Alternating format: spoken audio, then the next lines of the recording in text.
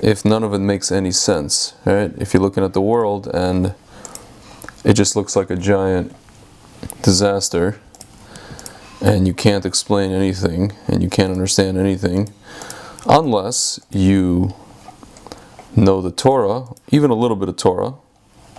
Thank you very much, Laura Cole, you too. If you know a little bit of Torah, then you start to understand even the craziest... Oh, who is calling us? Oh my goodness, that just went crazy.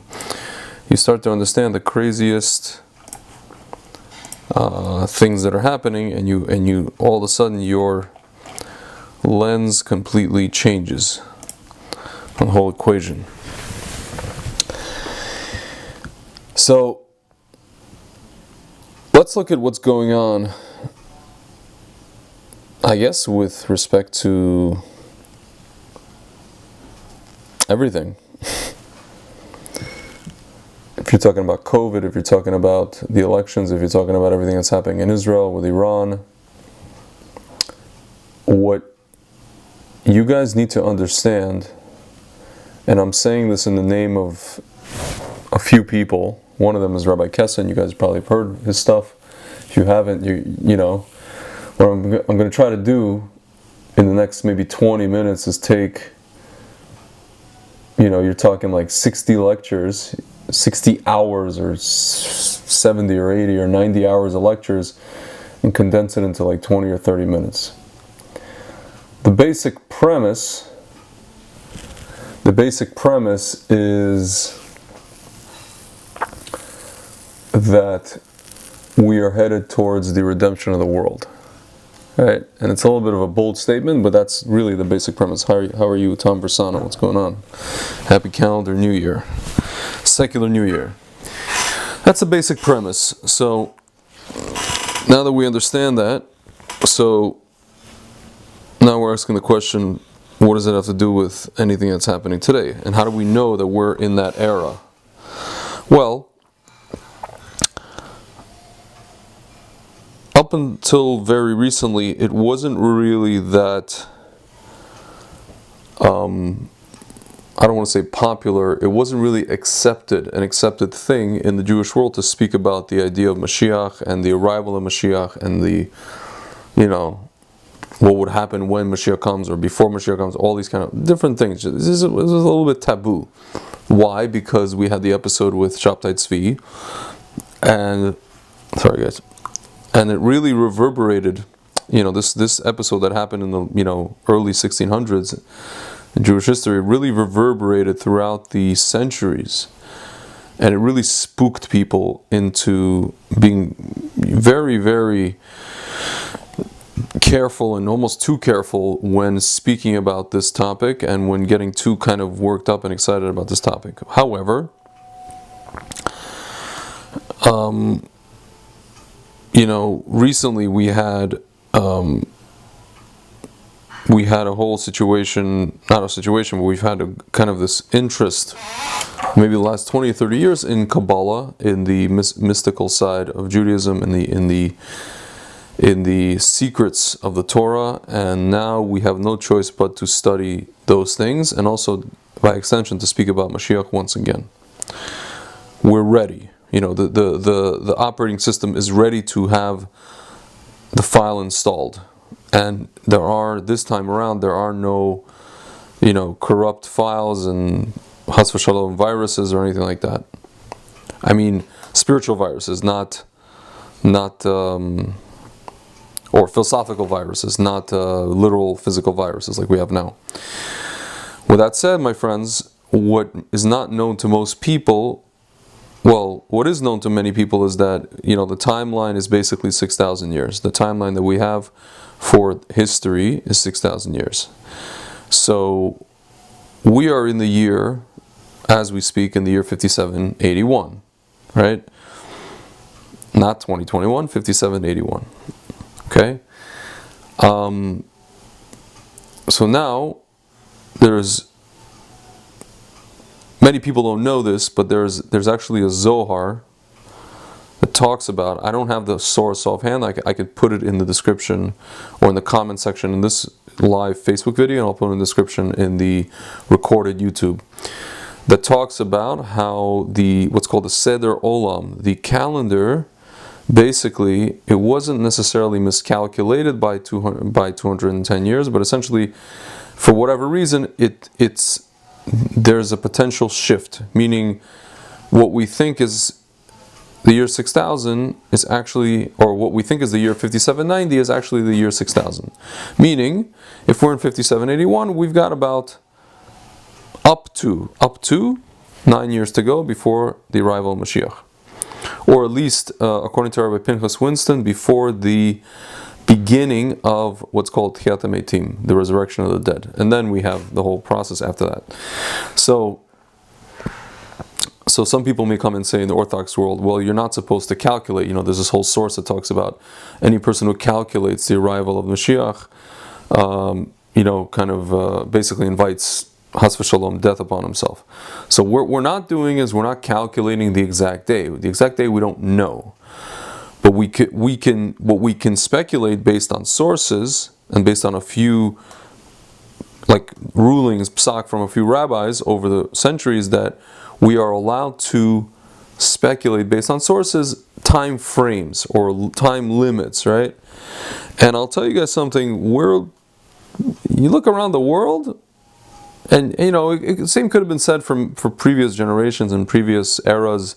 Everybody else thought that the Mashiach was on the way 200 years ago, 500 years ago, 1,000 years ago. But I'll tell you guys something. There's a lot of things that have happened in our era that actually fulfill prophecy. One example is like the industry that I work in. You're talking about the vineyards, the wineries, right? And the Jewish people have come back to the land and planted vineyards and built the towns in this area, and that's actually a fulfillment of prophecy. There's other things that fulfill prophecy. The fact that we have a government, the fact that we have an army, the fact that we've come back. We're talking about kibbutz galiot. This is something that we daven for every day, in gathering of the exiles. There are things happening that are actually fulfillments of nevuah. They're not just things that we're like, oh my God, we think Mashiach is coming. These are actually simanim. These are actually signs that basically we're there. We're on the way. So, my friends, now all you have to do is look around you, whether it's elections, whether it's stuff going on with Iran, whether it's stuff going around the world, whether it's financial, whether it's this COVID thing that's basically rewiring our brains collectively and making us think in a totally different way and making us operate in a totally different way, which is actually a good thing in the long run. In the short run, it's a little bit annoying, but we understand that we're living in a whole new era. I was in the store today, in the grocery store, and this woman, a non-Jewish woman, is a kosher store, non-Jewish woman works at the counter, and she's telling this guy in front of me, she goes, I just want to get my life back and back to normal. And I'm standing there, and I'm just like, should I give her like a 20-minute spiel right now about how not only is it tough not getting back to normal, but Mashiach is coming and it's not supposed to get back to normal. I didn't want to bog this lady down. I'm just like, you know what?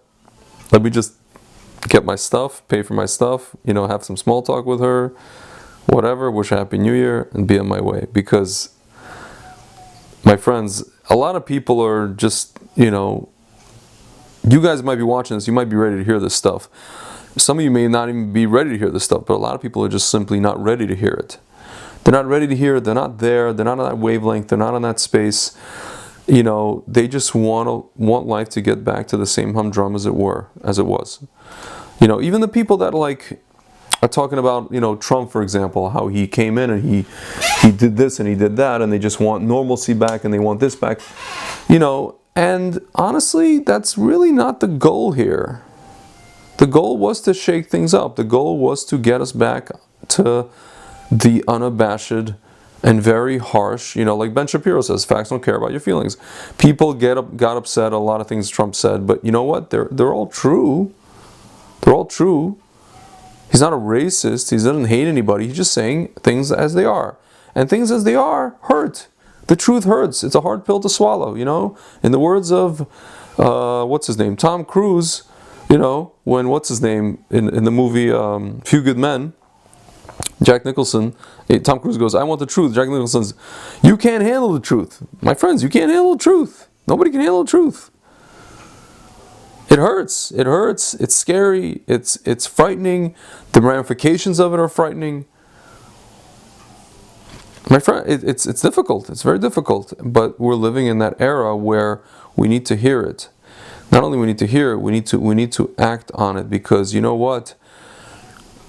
Some force or some entity, I don't want to get into like conspiracy theories or any of these kind of cryptic things, but there's some force that decided a long time ago, actually not so long ago, to sit down and basically brainwash the world that there is no absolute truth, there is no one truth, and there is no God. And by the looks of things, it has pretty much succeeded in doing that, or at least for at least half of the Western world, of the modern world. Sorry guys, it's a mitigating factor for the judgment, and then those Jews can come and say, well, Hashem, I'm sorry, there was a lot of darkness, a lot of confusion, so I claim insanity. I claim that I just didn't know. I simply did not know what it was that you wanted from me.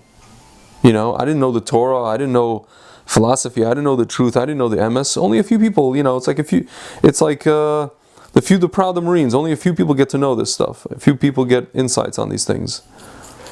Some of us are very lucky. I consider myself very privileged to, just all of a sudden you just wake up. You wake up to what the truth is. You wake up to the Torah. You wake up to life. You wake up to reality, like real reality, not fake reality or fabricated reality that you guys see in the media or pop culture, stuff like that. This is all facade. It's all a game. It's all a facade. It's all smoke and mirrors. It's all pretend. People are playing pretend with a lot of money, with billions of dollars. But that's basically it, guys. That's really basically it. We have to know that just before the end, which is basically close. Yeah, this guy says we have an army and we have a government, but those at the top are only wicked people. Yeah, exactly. Exactly, and we have to know that these wicked people actually were spoken about by our sages. They told us close to the end that what's called the Erev Rav would rise, and the last battle would be against these Erev Rav. That would be the last battle before the arrival of Mashiach, before the Geulah.